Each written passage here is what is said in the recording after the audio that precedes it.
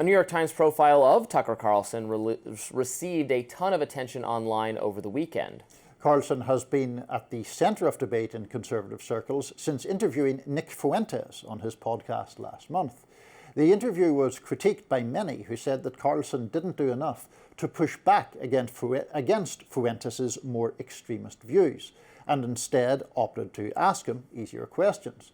The article reads, "In choosing not to challenge Mr. Fuentes' anti-Semitism during their discussion on his popular YouTube show, Mr. Carlson focused furious new attention on whether he was deliberately mainstreaming views that were once embraced only on the fringes of American politics, and, in particular, whether he was seeking to further inject far-right ideology into the Republican Party as it begins to think about what it will stand for after President Trump leaves office." The article goes on to describe a dinner between the two that Carlson hosted at his house prior to the interview.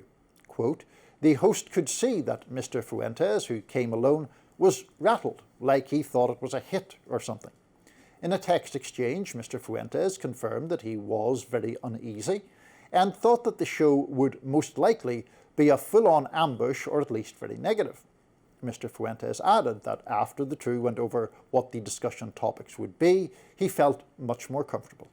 That part of the article drew strong reactions on social media, with many saying it showed Carlson only wanted to do a softball interview. Newsweek contributor Joel Petlin writes, "Tucker's defenders were fine with him platforming a Nazi because it's normal to interview people who you vehemently disagree with. Now that we know that they had dinner and Tucker planned to only throw softballs to make Fuentes comfortable, there's zero reason to still defend him." But journalist Glenn Greenwald, a big defender of Tucker Carlson, said that Tucker has dinner with every guest who goes to his studio. The claim that Tucker didn't push back on any of Fuentes' views is the byproduct either of not having watched the interview and or extreme dishonesty. Most of it was about their differing views and argumentation. He continues, "What Tucker didn't do was pound the table and turn red in the face and scream Nazi and racist at Fuentes. Since that childish name-calling is how the pro-Israel faction conducts itself, it assumes that's the only way to push back. Some actually engage on the substance." Even President Trump offered a defense for Carlson, Trump telling reporters on Sunday, "You can't tell him who to interview." Well, and that I agree. Yeah. Again, I actually agree with Trump's framing of it. He didn't get into the weeds of it. He just said, well, he can have on his show who he wants. And I agree with that. And I don't like the platforming versus not platforming distinction. And I agree with Glenn to a point that if you watch the entire interview, as I've said numerous times, it is not the case that Tucker did not challenge Fuentes whatsoever or just nodded in agreement with everything Fuentes said. Tucker talked about how his opposition to what Israel is doing is not at all rooted in anti-Semitism, and in fact, many of the most full-throated defenders of the Israeli government are not themselves Jewish, and he thinks collective identity group discussions are morally wrong and violate his faith as a Christian. Tucker said all of that in the interview. I don't agree with Glenn, though, that it's, and I love Glenn, but that that it's either that or if you're screaming racist Nazi at someone, like that's what people are wanting. No, I don't want you to just scream racist or Nazi at him, but you could see the Ted Cruz interview that Tucker did was very tough, arguably a little too tough and unfair to Ted Cruz at some times, when he was like, oh, really? Well, what's the population of Iran? And Ted couldn't produce it. Now, I think it was a good interview, and I thought it got at some fundamental tensions in Ted Cruz's worldview, how he views his mission of being the most pro-Israel congressman and where that comes from, and biblically, like, it was revealing and useful.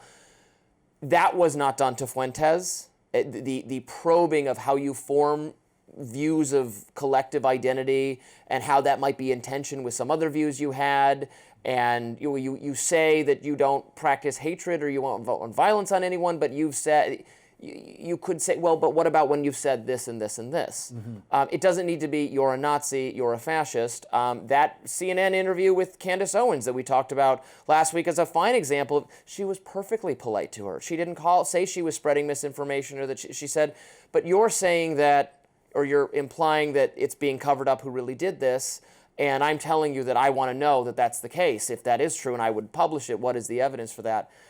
that was not how it was handled. Right. It was softer than that. And I think that's the central problem. The central problem is the fusion of bringing someone who is clearly anti-Semitic and clearly racist and has expressed admiration for Adolf Hitler on, and being very accommodating, I would say, in response to his views.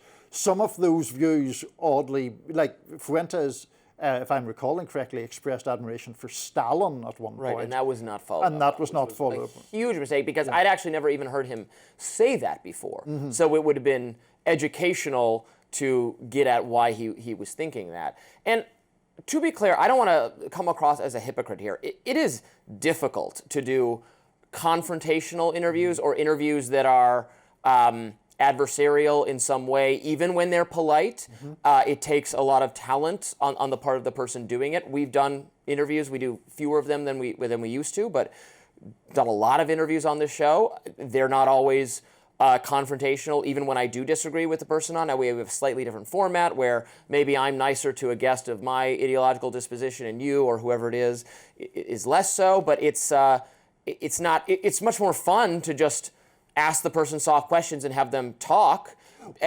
Well, it is, except I wouldn't like us to have Nick Fuentes on, for example, because I think that, words like platform and deplatform, I just think that person's views have been so clearly expressed over such a long period of time that I've just no interest in hearing what he has to say. That's my kind of issue. I would like to interview him. I would not do it on, our show has stricter time constraints than we used to have. I would not want to talk to him for a 10 to 15 minute TV. There's not time to get into the depths of things I would like to cover with him. So I would absolutely do it. My point being, there is a natural, if you're a warm person, Tucker is a warm person. I know him a little bit personally. I like the guy. He's a nice guy. He's easy to get along with. And you want to, even when you're doing interviews, even when you want to, probe at some inconsistency you've noticed in their belief, it can be hard to do because you just want to default to a kind of friendliness. So it's difficult, but I know Tucker is very good at it because I've seen him do it with Ted Cruz and other people. And so that's what now again, he can do whatever he wants. As Trump said, it's his show. I am not joining anyone in trying to condemn him for platforming Nick Fuentes. I disagree with some of the editorial decisions he made in the course of the interview. To me, it's not really about condemning Tucker, which this seems to have consumed heritage, but it is about, there is a strident need, I think, to condemn the views that Fuentes holds. Right. Not so much the views Tucker holds, but the views that Fuentes holds. And that battle just needs to be decided in favor of the anti-Fuentes faction. I don't know how else to have it. You'll never elect Republicans again if you're making excuses for someone who says that Hitler is good and Nazis are good and Stalin is good. I don't know what, that's just that's not a winning electoral strategy, if nothing else. Right. And the point is, if you are going to bring on someone with those views to your YouTube show or whatever, then I think it is all the more incumbent on you to challenge them in a vigorous way. Yes, to take Greenwald's point, it does not have to be screaming in their face, but it has to have some level of journalistic rigor to it, because this is not interviewing somebody who is within the mainstream of political thought, where it's like, oh, well, this person has a different view on taxation than I do. This is a person who has a different view on black people than I do, or an interracial marriage.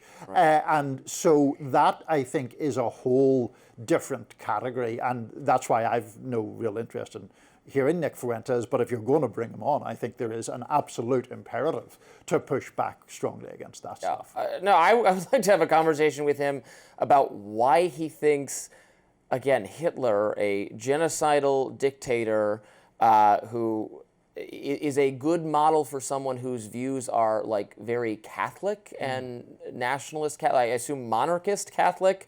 I've said this before. The Nazis were no friends to the church during that period, so it seems incoherent to me, and I would discuss it with him, but not in the constraints of what we do here, unfortunately. Probably not. Maybe somewhere else. Perhaps so. And meanwhile, Senator John Fetterman is being praised by Republicans and scorned by Democrats. after voting to end the government shutdown. More on that up next.